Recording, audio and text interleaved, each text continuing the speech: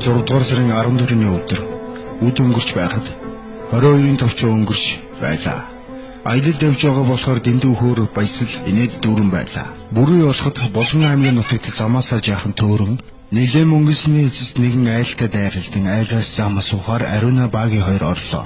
Ариуна багийн хоёр цуган ороход энд эрүү өвдөг нийлсэн шахуу өвгөн сууж байлаа. Багийн мэдлэг зураа замаас ухаад өвгөн тэр хоёрыг нэлээд ажиж байснаа. Улаан дээс орон гарсан байна. Та нар зорьсон газартаа хүрч чадахгүй. Эртхэн эндээс буц хэмээн хэллээ.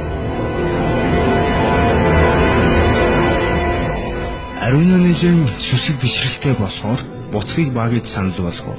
Харин багий энэ хүртэл явчаад юу яриад байгаа юм?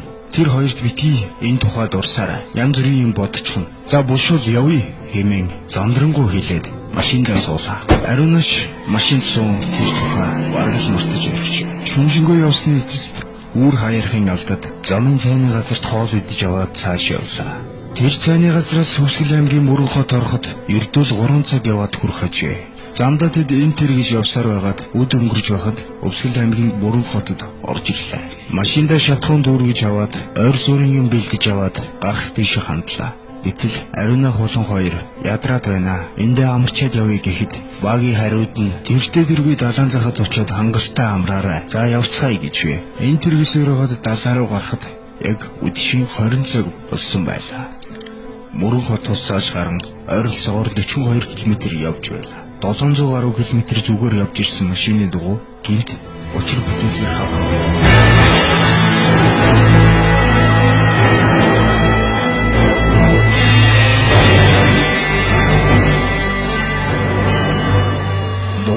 Биш 3 цаг гаруй нуцалдсан боловч хагарсан газрыг нь олоогүйгээс гадна огт хий орохгүй байлаа. Багий одоо шороо болчихжээ.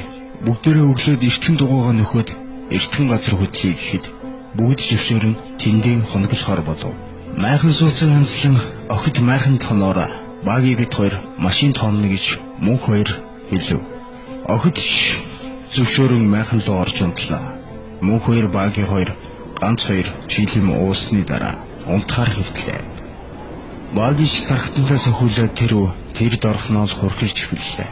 Мөнх хоёр машинаас бун тамхилангаа нэлийн зайдуу очих би засах зураа. Эргэн майхан лугаа харвал майхан тойроо нэг хүн явж байхыг ажиллаа. Манайхны нэг нь унтаагүй л байгаа юм байна даа гэж дотроо. Нэх олныг бодлогүй дуу аялан зогсож байтал ардхан талд нь хүүхэд өнгөх чимээ болж.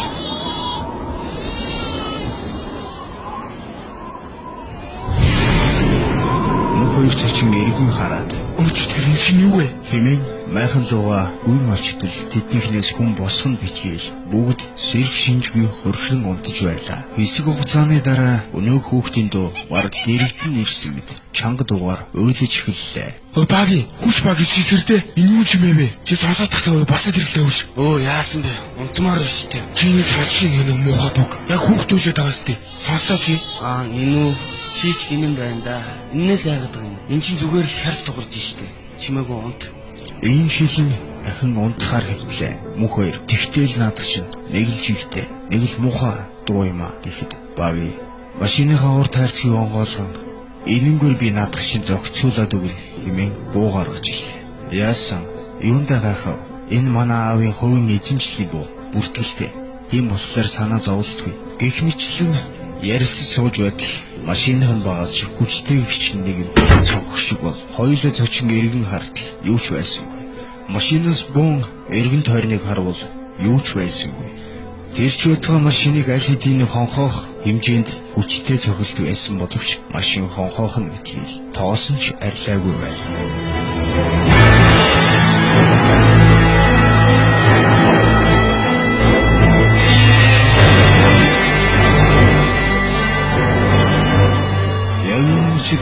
Дахин майхны тэнд чимээ гарлаа. Хоёул майхан руу харж байтал унтлахын цагаан хувц өмссөн, үсээ задгалсан Ариуна нойрмоглон бизнесаар гарч иртэл багийн айсанда буу алдлаа.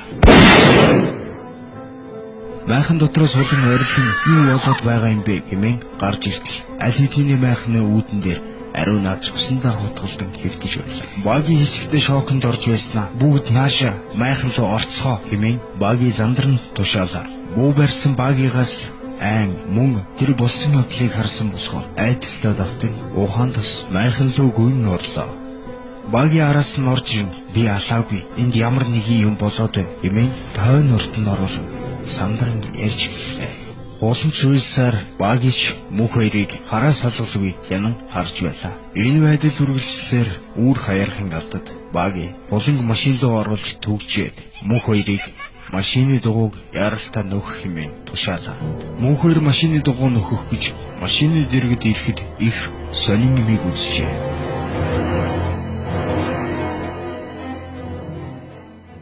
Машин гэрийн бөөрөн дээр зогссон байлаа. Мөн Ариунагийн цус гэрийн бөөрийг тойрон урссан байлаа. Шүнжэнгөө сурамч хийгээгүй гулан мөнх хоёрыг сагсан багийн нүдэн анилдаж эхэллээ. Энэ үеэр мөнх хоёр голын жалга даган зугтаж амжлаа. Араас багийн юу юугүй хүрээд ирэх мэт хар хурдаараа л урагшаа харна гүйж байлаа. Мөнх хоёр явсаар угаад нэгэн айлын өвлжөнд орж нуугдан бүрий болоход дахин цааш явлаа. Ямар ч хэсэн ойр хавьд нутгийн айл байгаа хүн амтантай уулзаж ушуухан төв бараадж цагтаад мэдэгдэх хэмээн дотроо бодон явлаа. Гэвч мөнх хоёрын санснаар болсонгүй. Цааш явах тусам өөрийгөө хаана явж байгаа, хаашаа явж байгаагаа ч мэдэхгүй. Чиглэл алдсан байж. Бүрий болоход дахин хүүхдийн ойлгох чимээн сонсогдсон араас нь дагаж байгаа мэт уйлсаар байлаа. Мөнх хоёр нэлээд явсны эцэст газар суудал өнөөх гэрийн бөөрөн дээр дахин ирсэн байлаа.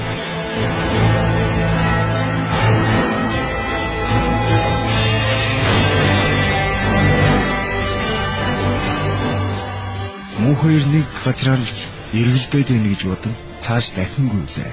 Нилээн гүйсний эцэст дахин харуул дахин л өнөөх гэрийн бөөрөн дээр зогсож байлаа.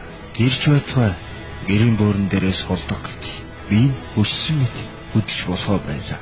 Мөн өнөөх хүүхдийн уйлах бүр хажууд нь ирж эмэгтэй хүн ам авраарай хэмээн нүдэнд нь шатаж байгаа хүний би харагджээ.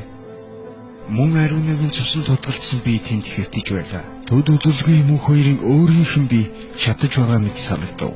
Мөнх хоёр энэ мөчид нэгэнтээ айснасаа болж галзуурч нутгийн хүн түүнийг ухаангүй хэвтэж байхыг олж аймагт хүргэж аймгийн эмнэлэг Улаанбаатар хотын шар хатны эмнэлэг рүү өргөж өгсөн гэдэг.